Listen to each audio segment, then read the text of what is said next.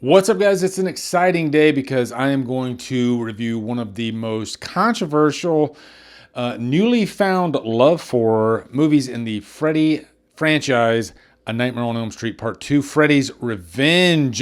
Let's go. You've got the body.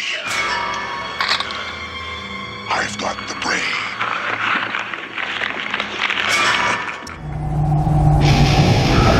You son of a bitch! Freddy's Revenge stars Robert Englund, Mark Patton, Kim Myers, and is directed by Jack Shoulder. What's up, guys? Welcome to a brand new revisited review. Been wanting to do this one for so long, maybe a year, something like that. I officially announced that it was going to be happening like a month ago, but finally we're here. Freddy's Revenge holds such a special place in my heart. And by the way, as far as revisited series go, I am going to do Friday and Nightmare. I haven't been going in order, as you can tell. I've done a couple of movies from each of them, revisited wise. I'm just going to bounce around by how I feel, like I did Friday Part 3, because I was just really feeling, the love for Friday Part 3. And, if I'm in that zone, then I'm going to go ahead and give it the revisited treatment.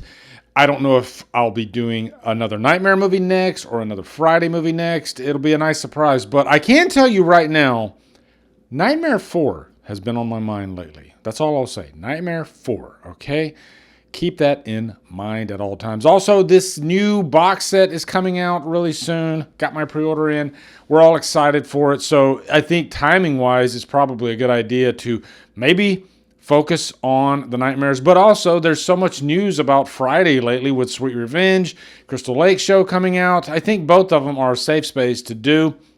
I just can't believe it took me, 8-9 years to give them the revisited treatment. With Halloween, I pretty much jumped right in and got all that zipped up within a couple of years after I did the first run of those. But you guys seem to like these. I've been asked a million times, are you ever going to do the revisiteds for Friday and Nightmare? And yeah, we're on the train now. The train is rolling down the tracks.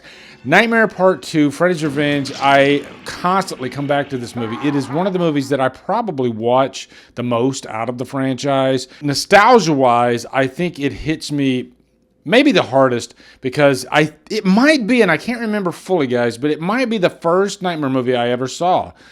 I know it's the first one that I rented on VHS back in, the movie came out in 85, and I think it came on VHS that year. I can't remember. A lot of you guys might know. I got the VHS right here. I think somebody sent me the box set that has all the VHSs. I think I have a couple of copies of the first and second movie on VHS, but like the VHS cover, it's not the poster, which is awesome, but so many great memories of this movie. Looking forward to really diving into this one. So first off, you know what? Let's start off with a plot synopsis, because the plot for this movie is different. I don't always do plot synopsises for revisiteds. These are movies that we've all seen, we all love, but I think this one bears retelling because it's very strange. After the first movie came out, it was a big hit. I don't think they knew what to do with this franchise for the second movie, and I think it was almost an accident that we got the story that we got with this movie. I think they were just in a hurry to capitalize on the success of the first one. So let's make this story a final guy, which even at that time wasn't the most popular thing. It's always been final girl.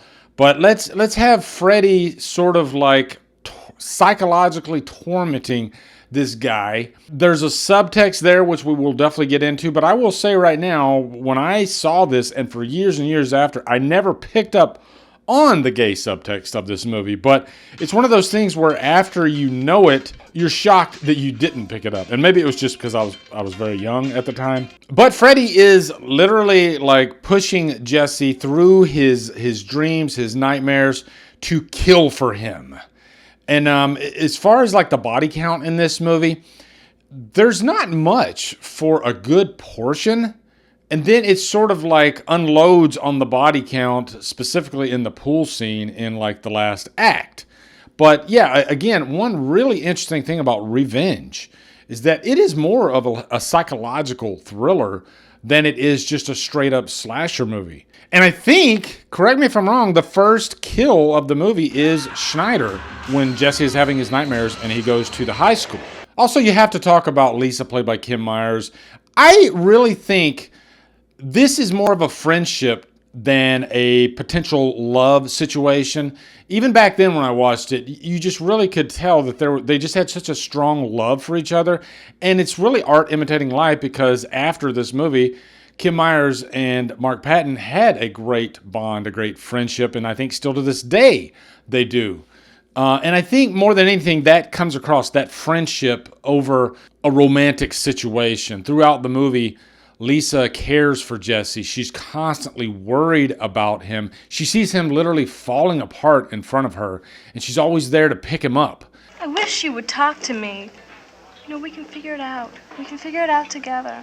And I love characters like that. We don't have that often, especially in like horror slasher movies. Usually they're just wanting to get to the meat of the movie, have the killer stalking somebody, and then killing them one by one. But Freddy's Revenge is a different animal. It's so freaking unique, even for a franchise that's unique all on its own. So let's talk about the opening of this movie, because I think that opening bus scene is one of my all-time favorite sequences in all of horror, not just this movie. Just the idea of a school bus, and I think we can all relate to this because many, if not most of us, have been on school buses before when we went to school. And I think there is something a little creepy, a little eerie about school buses. I think there's an unpredictable nature about them, which really lends itself to this actual movie. You know, when I went on the school bus, I never knew what was going to happen. There could be a fight break out, and there was quite a few times. The bus driver, nobody, you know, this is usually somebody who, let's face it, could be a freaking criminal. Who knows? You don't know anything about your bus driver. And are they to be trusted? And they have all these children on there,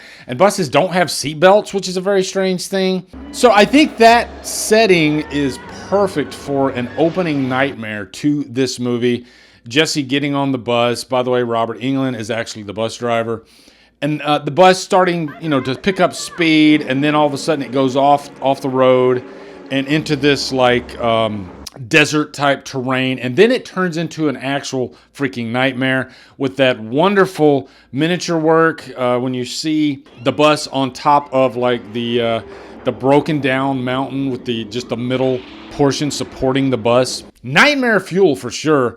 And I appreciate that miniature work that they did back then in the 80s. These days they would definitely do more of a CGI type thing, and it would probably look pretty cool, but I don't know, I just love that aspect sort of dates this movie to that time, even though I still think this movie's kind of timeless. But then at the end of the scene, I mean, it's lit beautifully. I think Freddy is his most scary when in a very dark and unsafe habitat, like the boiler room, but even worse, a school bus. And then slowly but surely he comes through, and then he does his slice, and then Jesse wakes up screaming. And Jesse screams a lot throughout this entire movie. Mark Patton did not hold back. You know, he really just gave himself over to this role, committing fully, knowing that this is a performance that might not resonate with everybody because it's just a very vulnerable side of a male. And what do we guys like to do? We like to be tough. We like to have a tough exterior. Mark Patton was not afraid to really just show the emotional side. And I'd even say he probably goes even further than a lot of the women in this franchise. You know, he's completely tortured. And he doesn't even know if, like, is Freddy going to kill me? Who knows? He's just constantly taking advantage of me when I'm asleep and forcing me into these very unsafe locations, like this freaking gay bar that he ends up going to.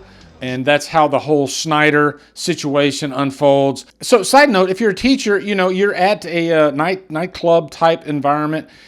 You see one of your students, you take him to the high school and you make him run laps. It's very strange. I don't get it. I think he would probably call the parents. But no, instead, he goes and makes him run laps, which is torture in and of itself. So then Freddy shows up, does what Freddy does. He doesn't just kill you in a normal way with like just stabbing you with a knife. No. Freddy's going to have fun. He's going to play with you. By the way, that Freddy in that scene is not Robert Englund. That is originally the direction that they were going to go with this movie. They were not going to have Robert Englund because they didn't want to pay for him. They were going to use just a silent type of killer, which makes me wonder because Freddy's not in this movie that much, and I would even say maybe this is the movie where Freddy is in it the least. I'm not sure. But he shows up in the beginning with that iconic scene, the first encounter with Jesse, and he says, "You've got the body, I've got the brain." You've got the body. I've got the brain. But then we do not see Freddy again. And I didn't even realize this until this last fresh watch. We don't see him again until Jesse is in Grady's room. Go ahead, Jesse.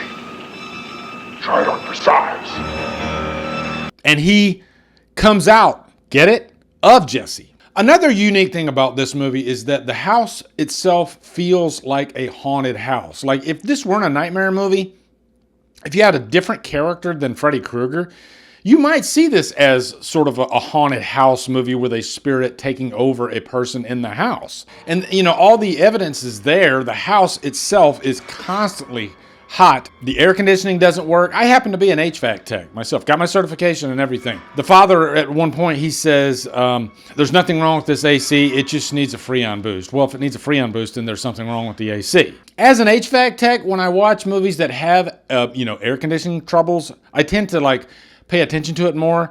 I happen to be a welder as well. When I first came in the military, I was a welder. And that's another thing. They always use cutting torches to do the welding in movies because it looks cooler, but really it's more of an arc welding type thing. Yeah, there's different types of welding, but if you're doing the type of welding that you see in a lot... What am I talking about? Jesus, we're back to Freddy's Revenge. Damn it. But yeah, the point I'm trying to make is overall, throughout the movie, it does feel like a haunted house type of movie. And that's something I never hear people bring up about Freddy's Revenge. It's so many different things than the rest of the franchise. One other thing we could talk about, the differences between this movie amongst the rest of the franchise, is Freddy taking over Jesse. Kill for me, Jesse. This, and I know this is going to piss off a lot of people, and I know you hate when I bring up Halloween Ends, but this feels like Halloween Ends a bit, when you got, in Halloween Ends, you got Michael passing the evil to Corey. This is a movie set up where Freddy's sort of passing his powers to Jesse, wanting him to kill for him. And to compare it to the response to Halloween Ends, it was sort of the same back then, probably not to the level of Halloween Ends because of social media and whatnot, but critics were definitely not kind to this movie at all when it came out.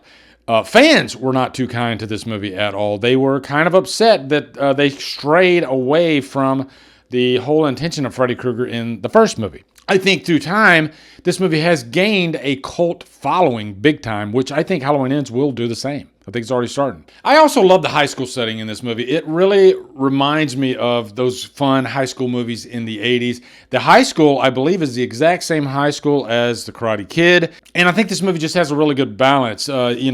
Having some really heavy, dark stuff, but also having really funny stuff like in the high school. Having a funny character like Grady. You see Jesse getting in trouble with Schneider, and it's always having to do with Grady, because Grady gives Jesse shit. The scene where they pull Jesse's pants down and he's chasing after him. You got Lisa's friend saying, "You getting any, Lise?" Okay, speaking of Grady, who did push his grandmother down the stairs. Want to shut up? Fine, I'll shut up. No problem. Let's jump forward to probably one of my favorite scenes of the movie. By the way, such an iconic scene. Really, the whole last act of this movie is just insanely good. Jesse just came from the pool party. He was making out with Lisa, but he's just completely tormented inside. And so where does he go? He goes to Grady's room, okay? Because that's where he feels safe. Something is trying to get inside my body. Yeah, and she's female, and she's waiting for you in the cabana. And you want to sleep with me. Grady even tells him, and Grady's kind of the audience. You were just making out with this really hot chick, and then you want to come hang out with me? But that scene just goes bonkers. The freaking effects work in that scene is so damn underrated and great. I think it's just because it's a quote-unquote bad sequel to a nightmare movie. It doesn't get the respect that it deserves. It's not just Freddy coming out of Jesse's chest. No. There's a lead up to that. Seeing Jesse's mouth open and you see the eyeball in there. Just little details like that that really send it home. The chosen camera angles for that scene to make it all come together, especially when Freddy is coming out, having the camera from behind. And it's a terrifying scene, really, especially if you've never seen it before. And then Freddy comes out. let's talk about Freddy Krueger in this movie. We touched on how little Freddy is in this movie, but I will say this right now, and I guess this will be the portion where I would say this isn't a perfect movie, and if I could make some recommendations to, I think, really make this movie phenomenal, which it is in my mind anyway, I love this movie to death, but because Freddy wasn't in the movie enough, I do think Freddy should have been in there more to be sort of a guide to Jesse. I think that would have made it a little bit more effective. Then you would have gotten more of Freddy in there. But this is, I think, the best version of Freddy Krueger throughout the entire franchise. And can you imagine if you had this Freddy in every single movie? I'm not saying you have to completely be serious and take the comedy out. No, Freddy does have, I think, a perfect balance in Nightmare 3. You know, he is very serious at times. He is very scary at times. But he also has the famous Freddy one-liners. I think he does have some one-liners in this, but even the one-liners are really cryptic sounding. Help yourself, fucker! You've got the body, I've got the brain. Kill for me. And I think he drops a few great zingers at the pool scene. You're all my children now. You are all my children now. A lot of this stuff wasn't really meant to be even funny. It was just setting up Freddy to be the ultimate nightmare. The look of Freddy, I think it might be my favorite. He literally looks like the devil in this movie. Looks like evil incarnate. I think he's lit perfectly. You know, you can't do better than Freddy in Freddy's Revenge. And part of me wonders, maybe they did do the right thing by not showing Freddy that much, because maybe it's the Jaws effect, right? You rarely saw Bruce in the first Jaws movie. You rarely see Robert Englund or even Freddy in this movie, so maybe it does work. Also, I have to mention Christopher Young's amazing score in this movie. It's not something that gets talked about enough, but it's a very unique score that's not used again throughout the entire franchise. It doesn't really use any cues, I think, from the first score, but it is so memorable, and I think he's not trying to come up with just a catchy theme. Instead, he's actually trying to just capture the emotional mood of any given scene throughout the movie, and I think it is perfect, actually. It doesn't try to step in front. It's just more of an undercurrent of this just feeling of dread throughout the entire movie. But it's a highly listenable soundtrack as well. You can throw it on in the background and just kind of be, I guess it can just put you in a certain mood.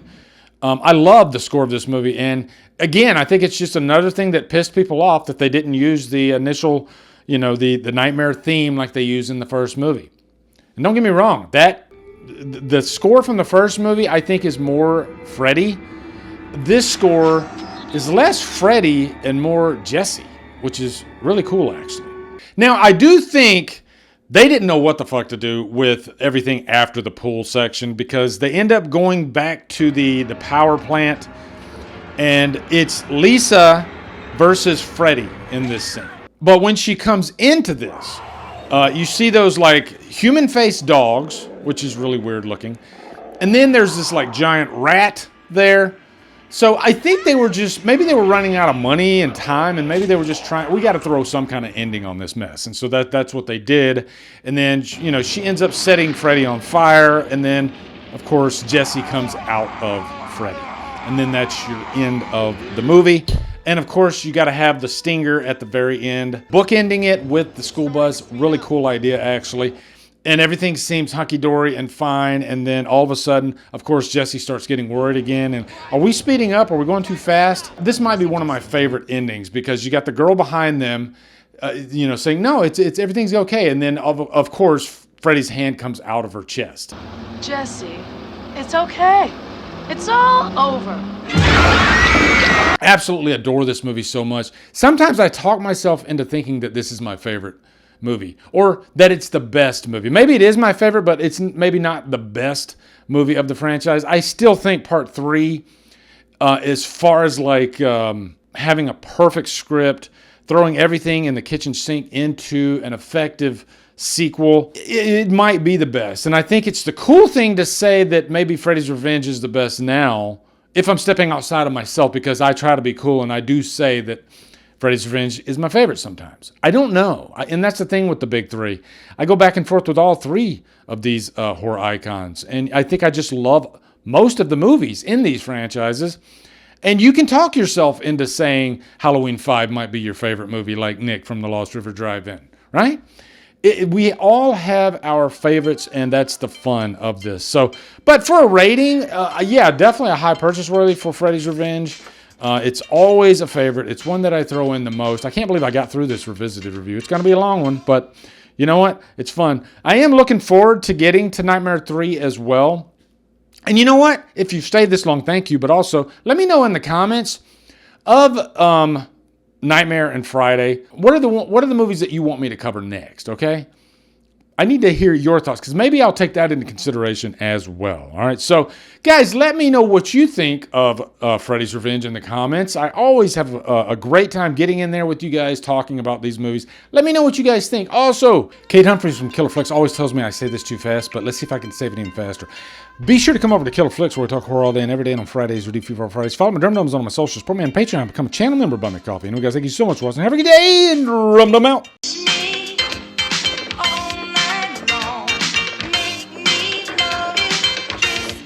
Just say